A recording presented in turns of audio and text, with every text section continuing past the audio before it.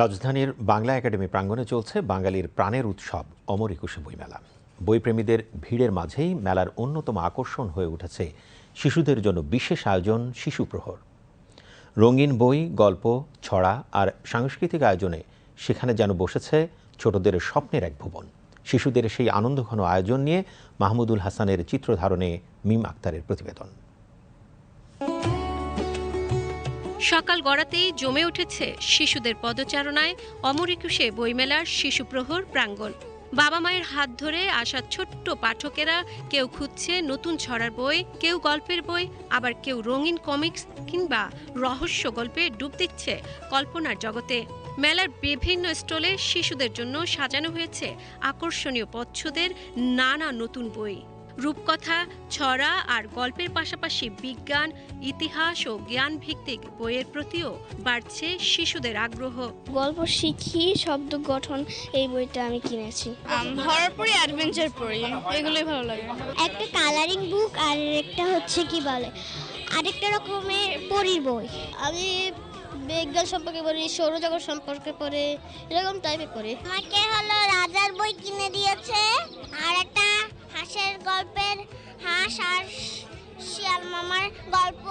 তা গাছে তুতা পাখি, ডালিম গাছে মৌ, এত ডাকি তবু কথা কও না কেন বউ।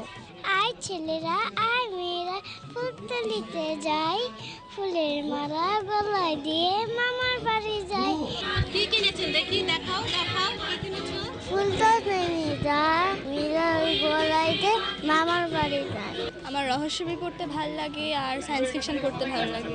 আগের বইমেলা তো আমরা 1 মাস পাই, ফেব্রুয়ারি মাস ধরে থাকে। এবার এমনি বইমেলা দেরি করে শুরু হয়েছে, আবার আগে আগে শেষ হয়ে যাচ্ছে, অনেক কম দিন সময়, তো এবার একটু খারাপ লাগছে। প্রকাশকরাও বলছেন, শিশু সাহিত্য এখন শুধু বিনোদনের মধ্যে সীমাবদ্ধ নয়, জ্ঞান ও কল্পনার সমন্বয়ে নতুন প্রজন্মকে বইমুখী করে তুলতে বাড়ছে এ ধরনের বইয়ের প্রকাশ। শিশু প্রহরকে ঘিরে রয়েছে পাপেট শো, গল্প বলা, ছড়া পাঠ আর নানা সাংস্কৃতিক আয়োজন। মঞ্চের সামনে দাঁড়িয়ে শিশুদের উচ্ছ্বাস আর হাসিতে মুখর হয়ে ওঠে পুরো প্রাঙ্গণ। অভিভাবকরাও মনে করছেন, ডিজিটাল সময়ের এই প্রজন্মকে বইয়ের প্রতি আগ্রহী করে তুলতে এমন আয়োজন গুরুত্বপূর্ণ ভূমিকা রাখছে। এখনকার সমাজে দেখা যায় বাচ্চারা মোবাইলে আসক্তি বেশি। আমি আমার বাচ্চাকে প্রথম থেকেই এটা থেকে দূরে রেখেছি, ওকে ড্রয়িং করাই। আমরা যে বই পড়ির পাশাপাশি ওর জন্য বই কিনতাম ছোটদের, প্রথমে ফ্রুটস, অ্যানিমেলস, এইসব বই। বড় হওয়ার সাথে সাথে আস্তে আস্তে ওর এজের সাথে মিল রেখে ওই বইগুলো ওকে দেই, যেন ওই দিকে মোবাইলের দিকে আসক্তি না হয়। এখানে আমরা যতটা আশা করছিলাম তাতে বেশ ভালো লাগছে। আমার বাচ্চা নিয়ে আসছি, ওইখানে বেশ মজা করলো, কিন্তু আসলাম একটা উদ্দেশ্যে যে ওরা বাসায় থাকলে আসলে মোবাইল নিয়েই পড়ে থাকতে চায়।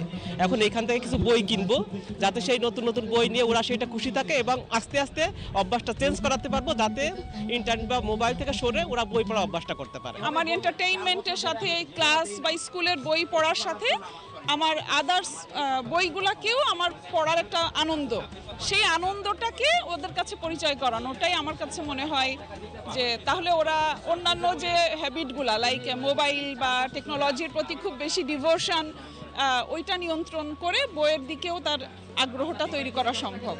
অমর একুশে বইমেলার এই শিশু প্রহর যেন মনে করিয়ে দেয়, আজ যারা বইয়ের পাতায় স্বপ্ন খুঁজছে তারাই একদিন জ্ঞান ও সৃজনশীলতায় গড়ে তুলবে আগামীর বাংলাদেশ। মিম আক্তার, বিটিভি নিউজ, ঢাকা।